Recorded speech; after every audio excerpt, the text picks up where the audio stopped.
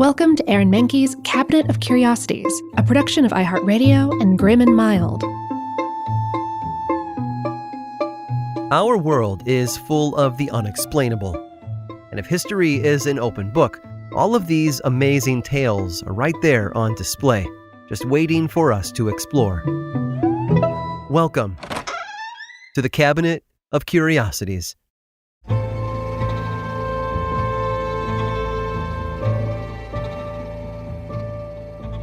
Open up your high school yearbook and you might find a section called Senior Superlatives, where certain members of the outgoing class are giving descriptive titles, such as Class Clown or Most Likely to Succeed. Charles Damery wasn't given a senior superlative upon graduating, but if he had, it probably would have been something like Most Likely to Put an All-You-Can-Eat Buffet Out of Business. Born in Poland in 1778, Charles grew up in a house with 8 other brothers.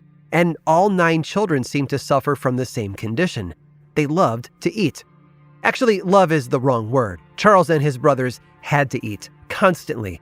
When he was 13, young Charles started gaining a reputation for his unusual appetite, which involved eating his parents out of house and home.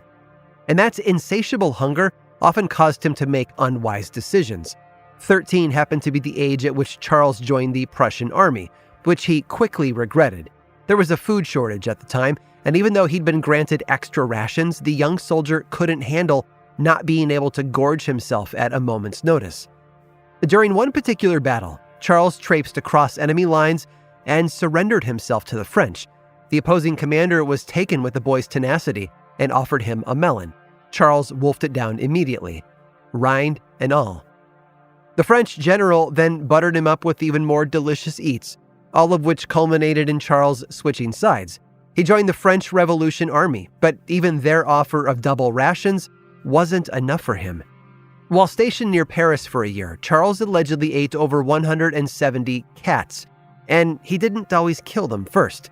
And when he couldn't find any real food, stray or otherwise, he filled his belly with 4 to 5 pounds of grass each day.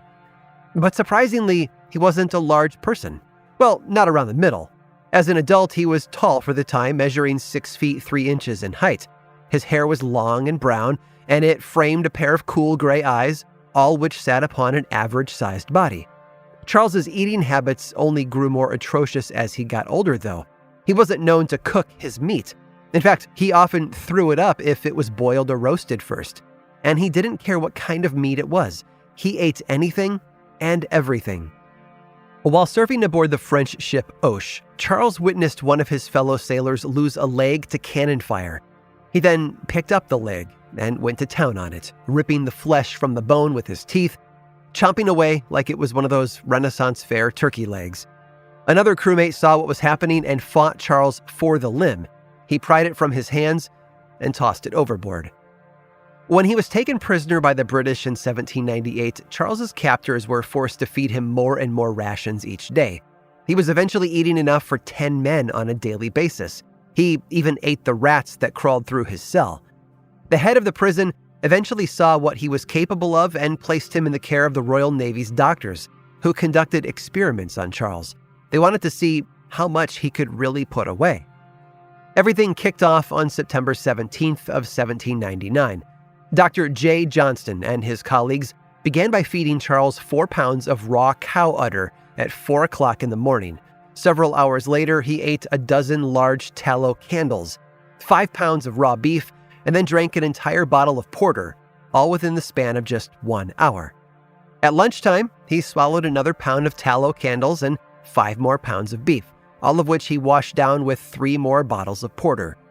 He ate like someone who had never known what it was like to be full. Charles finished the rest of the beer and candles just after 6 p.m. and finally felt satiated. But the doctors weren't just shocked by the amount of food he had consumed. Not once did Charles vomit or go to the bathroom during the entire ordeal. He even danced a bit before heading to bed that night. So, what caused this man to eat an army's worth of food every day? His condition was attributed to everything from hyperthyroidism to a damaged amygdala.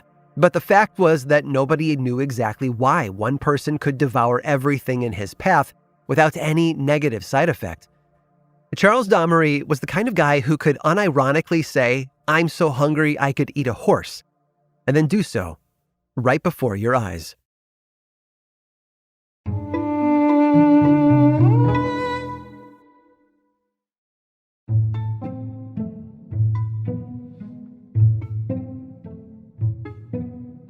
If social media has taught us anything, it's that people will perform increasingly dangerous and stupid stunts as long as others are watching.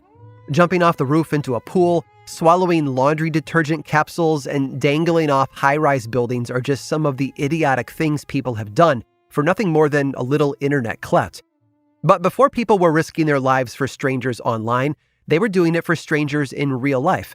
And one particular activity seemed to capture the world by storm during the 19th and early 20th century: walking backward. Among the earliest attempts at long-distance backward walking was in a stunt performed by Englishman Darby Stevens. In 1817, he made a bet for 50 guineas that in 20 days, he would walk 500 miles. Apologies if the song is now stuck in your head. He was aided by a 600-foot-long rope that he held onto whenever necessary, but no one today knows whether he actually completed the trip. Daniel Crisp decided to try his luck the following day. He showed up at the same spot, but didn't use the rope. He managed to leisurely stroll 280 miles backward in just a week. The press was less than enthused by the effort, with one paper writing that walking backward, and I quote, "is encouraged for the very worst purposes, and the public disgust will be still more excited when we state that it was meant to continue these vicious scenes throughout the whole of the summer." Several years later, another gentleman named John Townsend pulled off a number of backward walking feats. Townsend, who hailed from Bath, England, started with a distance of 21 miles in just 6 hours and 45 minutes. He followed it up with a second walk measuring 38 miles, which he completed in 12 hours. In 1823, Townsend traversed 73 miles in just 24 hours across Bristol, followed by a record-breaking 74 miles a few months later. During one busy period that year, he also managed to walk backward 64 miles every day for nearly 2 weeks. And frequent listeners to this podcast may remember Plenty Wingo, who walked around the world between April of 1931 and October of 1932. He became a minor celebrity, publishing a book about his travels and earning himself a spot on Johnny Carson's Tonight Show in the 1970s. But before Plenty, there was Patrick Harmon. He was born in Ohio in 1865 and got into backward walking around 1915 after moving to Seattle, Washington with a friend. They had been through a lot and were planning to start their lives over. Harmon settled into his new life in Washington by exploring the woods and mountains around his home backward. It became a regular hobby for him to walk the various local trains in reverse. However, in August of that year, he was nearly 50 years old, and Harmon kicked off the walk of his life. And of course, it all happened because of a bet. A big one, too.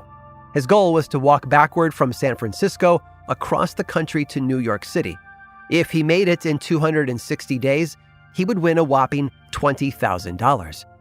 Harmon ventured out with his friend, William Baltazar, who walked ahead of him facing forward. Baltazar made sure that there was nothing in his buddy's path that might trip him up or cause him injury. 4 days into his journey, Harmon reached California, the official starting point for his trip. 53 days later, he arrived in Salt Lake City, Utah, covering an average of 22 miles per day.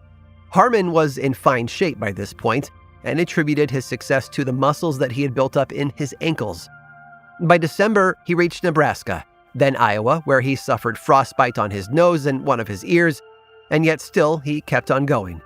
And for better or worse, his performance inspired others to follow in his footsteps, so to speak, including 2 boys in Iowa. One of those boys, a young man named Sam Quitno, bet $100 that he could walk a mile in 15 minutes backward.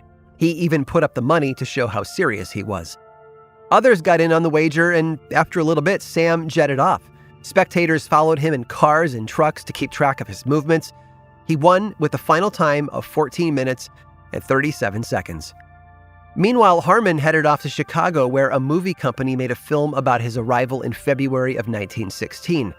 And finally, on May 22nd, 3 months later, Harmon had completed his trip to New York City.